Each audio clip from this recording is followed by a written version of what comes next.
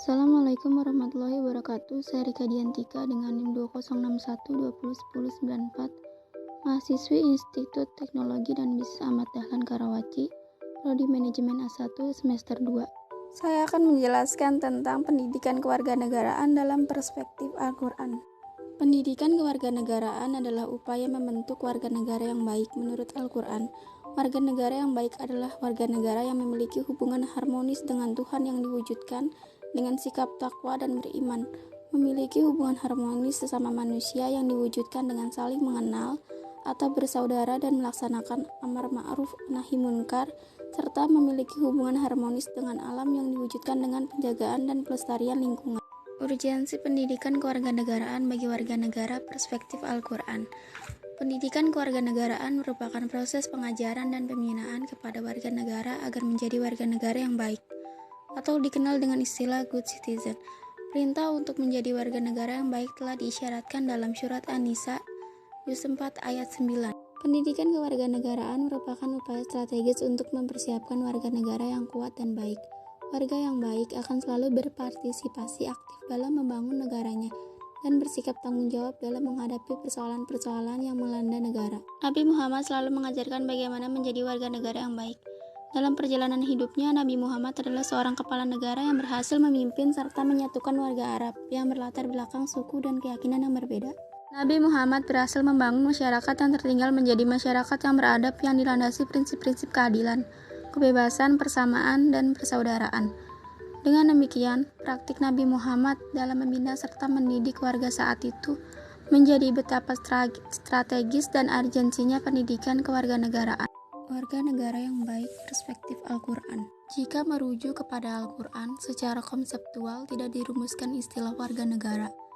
Namun bukan berarti Al-Quran tidak membicarakan warga negara. Ditemukan di beberapa ayat Al-Quran yang mengisyaratkan tentang makna warga negara, yaitu kata Al-Qur'an yang diartikan penduduk dan kata kaum yang diartikan kaum dalam Al-Quran surat Al-A'raf ayat 96-99.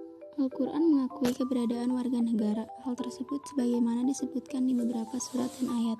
Bahkan Al-Quran telah menyebutkan indikator-indikator warga negara yang baik, yaitu warga negara yang baik dalam Quran surat Al-A'raf ayat 96-99 tentang iman dan takwa. Quran surat Al-Imran ayat 110 tentang amar ma'ruf nahi munkar dan iman. Quran surat Al-Hujurat ayat 13 tentang saling mengenal dan takwa. Iman dan takwa merupakan hubungan harmonis dengan Allah. Saling mengenal merupakan hubungan yang harmonis antar warga. Dan amar ma'ruf nahi munkar merupakan hubungan yang harmonis dengan lingkungan. Pendidikan kewarganegaraan dalam Al-Quran yaitu 1. Hak asasi manusia, 2. Persaudaraan, 3. Persamaan dan keadilan, 4. Bela negara. Hak asasi manusia. Dalam pandangan Al-Quran, hak asasi bagi manusia didasari bahwa Allah dalam Al-Quran surat Al-Isra ayat 70 yang memposisikan manusia sebagai makhluk mulia dan beradab. Dengan label kemuliaan yang manusia miliki, maka melekatlah hak asasi pada dia. Temukan ayat-ayat Al-Quran mengisyaratkan hak-hak manusia yang harus dilindungi, seperti hak hidup dalam Al-Quran surat Al-Isra ayat 33, hak beragama dalam Al-Quran surat Al-Baqarah ayat 256, dan hak menyatakan pendapat dalam musyawarah pada Al-Quran surat Al-Syura ayat 38. Banyaknya ayat-ayat Al-Quran yang menyinggung hak manusia menunjukkan bahwa ajaran Islam sangat memperhatikan kebebasan atau kemerdekaan. Bebas dalam perspektif Islam jangan dipahami bebas melakukan tindakan semaunya seperti merenggut hak hidup orang, memaksa orang, dan mengintimidasi orang. Tidak ada kebebasan mutlak di negara manapun, kecuali dibatasi dengan moral, norma, dan aturan demi terjaganya kepentingan dan kemaslahatan umum yang lebih tinggi bagi masyarakat seperti aturan-aturan yang telah disepakati bersama. Larangan membunuh dalam Islam merupakan wujud penghormatan Islam terhadap hak hidup manusia yang tidak boleh dirampas dan wajib dilindungi. Hal tersebut sebagaimana diisyaratkan dalam Al-Quran surat Al-Isra ayat 33 yang menyatakan larangan membunuh kecuali dengan alasan yang dibenarkan Allah. Dalam konteks hak beragama, pada praktiknya Nabi Muhammad sangat menghargai keputusan setiap orang untuk memilih agama yang dia yakini. Faktanya Nabi Muhammad dalam mendakwakan Islam tidak pernah mengintimidasi masyarakat. Nabi Muhammad hanya memberikan peringatan kepada masyarakat, bukan memaksa dan mengintimidasi mereka untuk memeluk agama Islam. Terkait tugas Nabi Muhammad hanya memberikan peringatan termaktub dalam Al-Quran Surat Al-Ghasyiyah ayat 21-22. Ayat tersebut menjadi alasan terkait larangan memaksa dan mengintimidasi seseorang untuk mengikuti sebuah agama. Persaudaraan.